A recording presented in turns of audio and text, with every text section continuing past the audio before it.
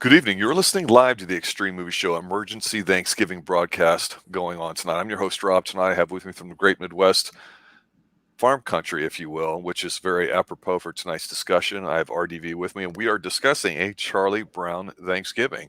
We love Charlie Brown here on the Xtreme Movie Show. We recently covered the Halloween special, and we're going to be doing the Christmas one as well, too. So, RDV, I got to say, you live near the great metropolis of whatever. I'll let you say it if you choose to. You may choose to remain anonymous. I, of course, am broadcasting from the mean streets of Pine Hills, Florida, just west of Orlando, Florida. I got to tell you, it's a balmy 55 and breezy today, and mostly sunny. A wonderful day, but by Florida standards, excruciatingly cold. But I picked up my bird that I'll be cooking here and some sides, and I'm really looking forward to it. And nothing makes me feel like the fall than watching Charlie Brown. But you, in the great Midwest farm country, how do you feel about Thanksgiving and Charlie Brown? The cartoon, like I said, it's probably like my first or second time. I can't remember. Probably my second time. I know I've seen parts of it before. So I remember them, the whole Snoopy and them making the dinner. Mm-hmm. And everybody hating it, Patty getting upset. But I always like this one because this is where you get to see Patty showing her feelings towards Charlie Brown. Oh yeah, it's getting a little saucy. Yeah, so it's it's kind of interesting because I never read the comic book strips. I didn't grow up with that stuff. I read Spider-Man and all the other ones, Hagar the Horrible, and all the other ones. So this was my first introduction to I guess to Patty. Okay. I don't remember seeing Patty in the Halloween one, or I think she's later she comes in the Christmas one, which takes place after this, I believe. But yeah, this I remember watching part of this, seeing it on TV, because this is the part where it's called a Snoopy's Thanksgiving, because Charlie Brown and them not really in it that much, and it's more about Snoopy, and this first introduction of, I guess, Woodstock. Woodstock, yeah, well, Woodstock's interesting to me because I think we didn't see him in the Halloween one. No. One of them that we had talked about, because there's been several. But what's interesting to me is yeah, you get to see a lot of the major characters in here, and I don't know. This is going to sound silly. Now, I don't really watch anime. I don't really watch cartoons anymore. I know you may watch a few, and we've discussed some things that might be on Netflix and whatnot, right?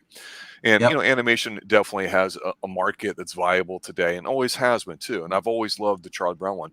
But there's something about a Charlie Brown Thanksgiving where when Snoopy and Woodstock are kind of having, a couple minutes at the end of this 25, 30-minute episode, where they're having their own dinner and they're setting up, where even though they're animals and we know it's really basic animation, for some reason they seem super expressive, like more so than the main characters did. The main characters are talking and we humanize them, even though they're portrayed as kids, all right? But there's something about this ending scene that I agree with you. It is the Snoopy and Woodstock show here for Thanksgiving, but this is like my favorite part of it. It's not even the kids getting together. It's Snoopy making it for his buddy and number one pal. And I don't know why that works. I can't explain it, but I've always remembered this. Maybe it's the smile on Woodstock's face, but serving each other up and just taking a few minutes with some of the sides. I just think that's the best part of the episode. Yeah, like he's cutting the turkey, he's slicing it, and then you see him cutting the pie, the pumpkin pie and stuff. Mm-hmm. The very end, after everybody's kind of left, because they're like, this is a Thanksgiving dinner, because he served them like pieces of bread and popcorn and like jelly beans. Yeah. Yeah. Well, to be fair, he's a dog and he's preparing food for them. He doesn't have access to all this food. Like they're kids. They're it's imaginary. It's like it's they're playing pretend. Well, why would Woodstock be okay with eating one of his fellow compatriots? Yeah. You know what I'm saying? I mean, I don't know if we'd call that cannibalism as human. What would animal on animal be? Nothing, I guess. I mean, I don't know. I just, never really thought of that as a kid. I just thought, like you said, we get to watch our favorite man's favorite creature, the dog, actually with his friend having a little bit of fun time too. Because Snoopy sometimes would join the humans, do his thing, but like we saw in the Halloween special, they gave a lot of extra time for him on his own, flying around and having his own adventure, which Yeah, yeah. it was cool and okay, but I actually thought that was the low point of that episode. Whereas here, I feel like it's the strong one. You know what I mean? Yep, I agree with you. I did like the fact that this was kind of a little bit more about you get your little Thanksgiving your football thing at the very beginning of this. It's randomly thrown in the beginning. It's like I thought that was kind of cool. But I like the fact that Woodstock was in here, and I liked it was more about Snoopy because I think Snoopy related more with everybody else than Charlie Brown and his friends. Like I know they're the main cast, but like I'm like they're kind of boring a little bit. I like Snoopy and I like Woodstock in interaction, especially here when they're going to the garage, Mm-hmm. and then he's trying to get in the garage, and like first he gets stuck in the basketball hoop, and then the door, and then he's trying to get out. He can't get out, and Woodstock's just kind of like sitting there. He's like, "What are you doing?" Finally gets the basketball and stuff. But there is one couple of scenes here that I did like. I did like the fact that Patty calls up Charlie Brown and it's like, "Hey, what's going on? I know you missed me." It's like, "Don't worry." It's like, yeah. It's like, we got to keep this secret calls on the down low and stuff, because around he's into and I love how Charlie Brown's just like, "What is going on here?" He tries to say a word, but he just gets railroaded. It's like he's blindsided. It's like he doesn't know how to respond, because clearly he knows that she likes him, but he's like, he's like, what do I do? And I don't. It's hard to tell if Charlie Brown's really into her, Patty, or any girls at this point, because he's still young. Where Charlie Brown's sister is trying to mac on a Linus already. She's like, we gotta hold hands, on the table, and Linus is. You hear the big yuck, He's like, it's so gross. I'm like, what's the? It's like, yeah, there are some cool scenes like that, but. This is pretty much not really a Thanksgiving thing, is it? Is it more just Snoopy and doing his little jokes and stuff? Well, watching it again earlier today, I thought, one aspect I hadn't considered, even again, it's a 25-minute thing, is as adults, we have family, obviously, that you can't pick and choose, and some of us may have extended families, and so the whole family dynamic of not just the meal itself and what to cook and transporting food or hosting, it is that whole thing of like, how many households do you go to? Because for years I would always go to, like, say, at least 2 households, just because of family commitment. Some people maybe not, and it's just can be stressful, obviously, with traveling, and it's a time when everybody really enjoys doing stuff, and it's really, I think, kind of like Christmas, it's the build up towards it, not necessarily the meal itself. And here, Charlie Brown is in a situation where he has to kind of deal with that, to your point. And I never thought of that when I was a kid, like how big of a deal that is. And so, yeah, Charlie Brown's getting help from Linus, his best human friend, and of course his best pal Snoopy. And we do see a lot of, like you said, Snoopy in here, and he's coming to his own. But I think by this time in the early 70s, when this started airing and getting popular, as I mentioned before in previous Snoopy streams, that you can almost overdo it with them. It's like you don't want to have too much of them, but you got to have enough, and you got to have your fix of them. But he definitely is in here. There's a scene right after that I think is really cool, and I always talk about the jazzy music always is a plus, but where when he's trying to set up the ping pong table and all that, and he's setting up the folding collapsible chair, and he's having a fight with it because the live starts fighting it. Yeah, and then I don't know why, but there's that "Hey little birdie," and it's like, okay, that's kind of cute. It goes on, and it's like, yeah, there's really not much going on in this episode, but it's just they don't rush anything. They're trying to, I think, say too much. I don't think it's as daydreamy as the Halloween. We get the little historical thing, from Linus saying the prayer and stuff, and then shortly afterwards, it's like, Charlie Brown gets a phone call from his grandmother, telling they're coming over for Thanksgiving dinner. It's like, well, and he says like, well, my friends are here. It's like, well, we haven't eaten yet. He's like, well, she invites them all over, so they leave them. They leave so. I guess Snoopy and Linus are kind of a little bit offended because they stay behind. Like they just prepared all this, so it's It is what Snoopy, they have the A-Team scene in here where they're making all the toast and buttering and all yeah, of that. yeah. It's a quite childlike yet very powerful example of like just-in-time manufacturing would be for all you nerds out there too, about how we're going to have 16 toasters on the table popping up and he's going to stab them all at once. I mean, it's kind of silly, but when I thought of how much you have to prepare for a big meal, Yeah. I always think of the scene, even as a kid, you know, because as a kid, what was the first thing you would make? For me, it would be cereal back when I was a Mhm. child, and then I would try to learn to make toast, and then, you know, you graduate from that to eggs, and just depending on whether you like to do that or if your parents did it all for you, or you know, you find yourself liking being in the kitchen, which I've done. So Mhm. I always associate it, you know, buttered toast with this scene here where they're making everything and all the popcorn and Snoopy taking the dishes and just flying around like they're poker chips or cards at a table. I mean, it is the Snoopy show. The more we're talking about it, Yeah, isn't it? it is. Especially like everybody leaves, they go to the doghouse to cook up their own food. So I thought it was kind of cool. And then you get to see like a little stuffed, you know, Woodstock, and he's just like, I can't eat anymore. uh, so yeah, I mean, I love the fact that he forces Woodstock to at pop gun point to dress up as a pilgrim, and then Charlie Brown says no at the last one. He's like, did all his work for I, got, nothing. I wrote down here Franklin, the Franklin scene, and I've got to mention that. We had talked about on Sunday nights how we're currently reviewing the Dirty Harry series, right? We've talked about how late 60s, early 70s, how things Mhm. have changed and how we see some of it in the style and fashion, but also the way you talk. And so the last one we did, Dirty Harry #4, Sudden Impact, there's a scene where the guy that played the pimp, the militant black, the victim, and here he's his partner. Um, the way he acts as an African American lead, even though he's not in it that lot, is like, okay, whatever. But we saw him really typify some street lingo back in the day, like "sucker" and "you dig," and we and then here when Franklin walks in, when everybody's walking, and Franklin's last in line, and him and Charlie Brown have this little a little high five handshake thing. It's hysterical. I never really noticed it before, but when I watched it, I was like, "Damn, how could I have missed this before?" They have this little jive handshake thing going on, and then they slap you some skin.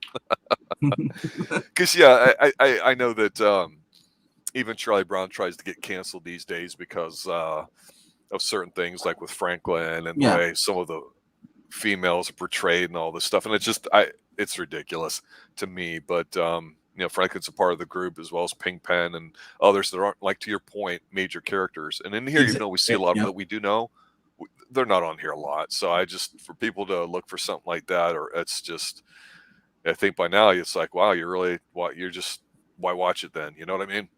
Mhm. What did you think of Linus given the prayer? Well, it's keeping in line with him in the Christmas one, doing stuff, you know, and he even talks about the Great Pumpkin. That's his thing. I Linus has always been the more educational one, even though he's probably the dumbest one. Like he's the one that gives you history speeches. I've noticed that he's been giving you like, you know, what everything, the true story and all that stuff. And it's funny to see him like, you know, do all that and then immediately like, oh, the Great Pumpkin's gonna come, or anything this stupid like that. He'll say something really like sounds really smart, and then the next minute say something really stupid. Like it's like did he hit his head and it was smart and then hit his head again and become stupid again?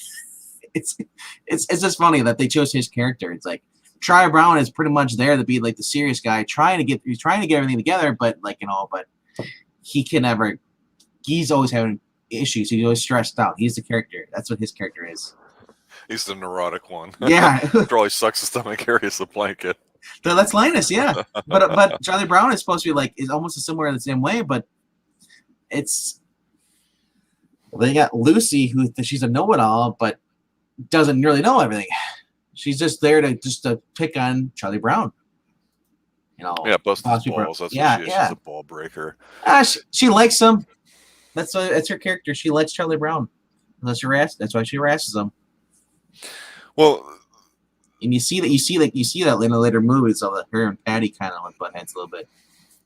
yeah, and one of the things too we've talked about with Charlie Brown is how like here they have the meal and it's like pretzel sticks and Yeah. popcorn and the toast we talked about and jelly beans. Nice. It's such a ghetto He's got the meal. grill and he's got the popcorn over the grill. Yeah, I mean, actually, the pan-fried popcorn really is better than the other stuff. I mean, it is Yeah. pretty good. Jiffy But Pop. it's like this isn't what a kid would make, so it makes sense. But again, as an adult, you realize it's not about the meal. It's Yeah. about the gathering and all that. And some Yeah, cultures friends celebrating celebrate it. food a bit more personal, with other things, depending on your heritage. And so it's one of those moral type things that's not shoved in your face. It's just presented through a kid's point of view. But again, one of the joys of watching Charlie Brown, even though you know everything that's going to happen, is you can catch yourself as an adult looking at it going, oh yeah, I get it here. And even the ping pong table, bringing it out as a kid, I thought, oh, that would be a nice game to play when you get tall enough and you can hold the Mhm. paddles and all that. But when you're older, you're like, yeah, we're going to get one of that, or like now we'll get the folding chairs out. Who cares and stuff too. But you can see Charlie Brown's enjoying it for what it is. So to your point, all of these characters have one basic impulse to them, and the fact that they're very simple, it makes it kind of rewarding to see. All right, if we place them in a situation like this, something we can all feel sort of Yeah. familiar with, whether it's Thanksgiving or Christmas, or any of the major holidays or So- summer camp and all that. It's interesting to see how they respond. And as adults, it views differently than when you were a kid. Yeah. So what was your take on it when they're playing Over the River and Through the Woods? And at the end, Charlie Brown says like, "Oh, she doesn't really live in the woods. She lives in a condominium." That's like a non sequitur to me. Once in a while, Charlie Brown would throw one of those things out, but and again, it's a kid's world because we never hear adults talking, right? We always get the womp, womp, womp, womp, womp. And to me, this is really about just forming relationships with personalities that aren't your own. And we can call it conflict, if you will, but everyone's just different, but they don't hate each other for it. At the end of the day, they still care about each other, and they still almost always have a smile on their face too. Charlie Brown gets a little, butt plug up, going on, and he acts like, and Linus, as an adult would be whatever.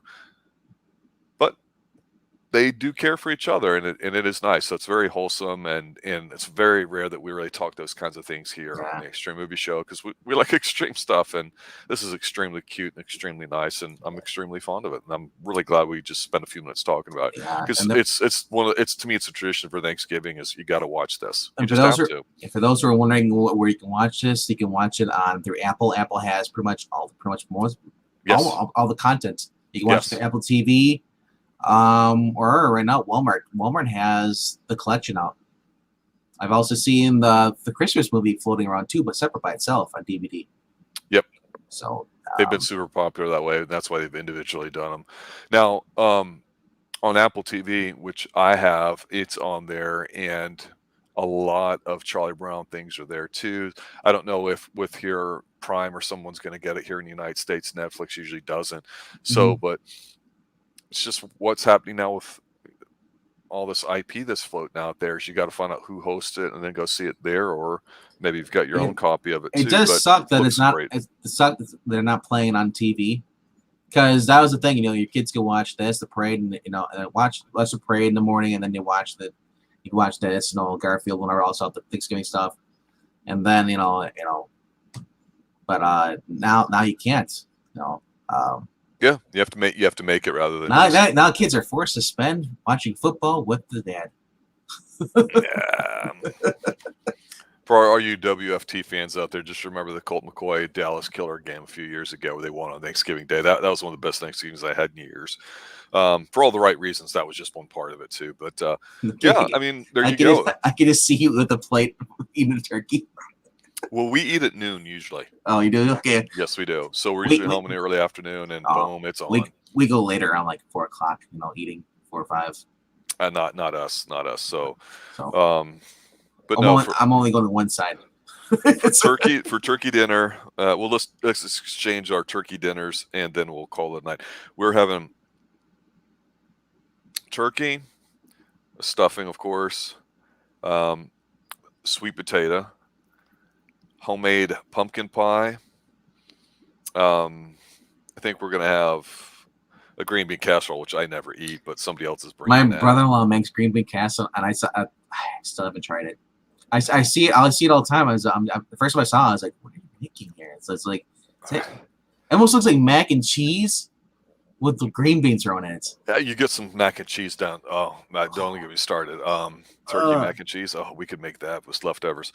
No, but sometimes we smoke it. But we're going to a house that's going to have a few sides that we don't know yet. But we're gonna. I mean, I think you get a pre-smoked in order to eat that awesome. stuff. No, if have you ever had fried turkey? I've had fried turkey, but I'm talking about the green bean casserole. No, smoked it. Come on. Oh, it's so delicious. Yeah. But what do you guys do for then? How do you guys cook it? What do you do? Oh, our turkey's in the roaster. It wasn't that.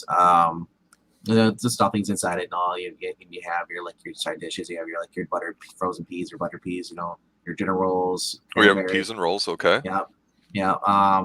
Yam if somebody wants yam. Sometimes we'll bring that out. But I'm trying to think of fruit cocktail. Take the fruit cocktail and mix it, and you put it inside the whipped cream. Cool. Oh no, we don't do that. You guys do? Okay. Yeah, up here. What about some of the stuff we used to occasionally have? Turnips and or parsnips. Not that, but my great aunt used to bring over Brussels sprouts. Oh yeah, we're having those. You don't like them, do you? Oh, it's like little baby spores. Roasted Brussels sprouts, little olive oil, salt and pepper. I mean, this is not a snack, and that's on hiatus right now. My grandmother, when I was little, my grandmother, when she's alive, she'd bring over I said those Jello things, the rings that has a fruit in it. Oh God! And and sometimes it would be cranberry sauce, a ring. What do you mean Jello? It's a cranberry Jello ring. It's like, why? Like, can't you just have things separate? Why does everything be? God, I was always one of the kids. Like, my food always had to be separate. I didn't like it mixed. As I got older, I didn't care. Oh, so you didn't want them even touching on the plate? Not really, because you can't have the butter leak out. You have to make the little fortress in the middle, so it's a lake. Of course, that was dipping the peas into the butter if you ate them separately. That was my entertainment because being around a bunch of relatives, I don't really know. So yeah, but that sounds good. Different dessert, sometimes people bring over pecan pie. I was really into that because I thought it looked like roaches, the big nuts. I was like, ugh. That's the way I don't like the way to look to stuff, but I'm older and I don't have pecans by themselves, but not on a pie. Apple pie. The cherry. I get cherry pie and then pumpkin pie. Pumpkin pie was always my favorite though, with the Cool Whip though. Frozen. It's always the frozen Sara Lee. Okay. Maybe that or Mrs. Callender's, Marie Callender's. I think. This we year had a pumpkin cheesecake recently, and we said, you know what? That's the ultimate level up when it comes to pumpkin. That's my older sister. She's 11 years older than me. Every Thanksgiving, she brings some kind of dessert, and it's always like some kind of here's 5 different a sampler cheesecake. I'm like, yummy. She's always trying new desserts. I'm impressed. I like my pumpkin pie. I'm like, you guys can have that. I got the pumpkin pie myself. See you later. Oh, but there's something about the pumpkin pie cheesecake that it retains the best qualities of both. Oh, it's awesome stuff. Yeah, no, it's good stuff talking about it. It's gonna be a good Thanksgiving this year. I know. It's my first Thanksgiving where since I was a teenager that I haven't had the flu or been sick. No, knock on wood, you might wake up with it in a few days. I know. I keep talking about it. It's gonna happen in 2 days.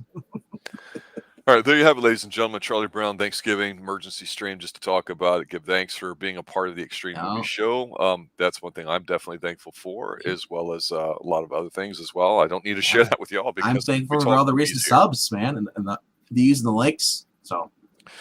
Yeah, and people are starting to comment on old stuff. We had a gentleman comment on the Omega Man, Charlton Heston, on our science fiction show, which we've yet to be named. But we do an occasional science fiction one because we do love that. We also had another comment recently on, actually, believe it or not, Soylent Green from a different person, which I thought was interesting that some of these older ones are. That just randomly popped my head before you even said that Soylent Green. I'm like, wonder if somebody watched that. Eat your turkey, eat your meat, white meat, dark meat. Who cares? Keep it neat. If you have Good green night. if you have green turkey, it's solid green. Have a good night, everybody. Happy Thanksgiving. Yeah. No matter how you choose to celebrate or not, and look forward to us dropping another episode of Twin Peaks coming soon, as well as another James Bond, and of course, we're getting ready to go live with Falling Down, Michael Douglas. Yeah, Awesome. let us know in the comments what you guys have for Thanksgiving. What's your main big main course? What's your favorite meal? Have a good night. Stay extreme.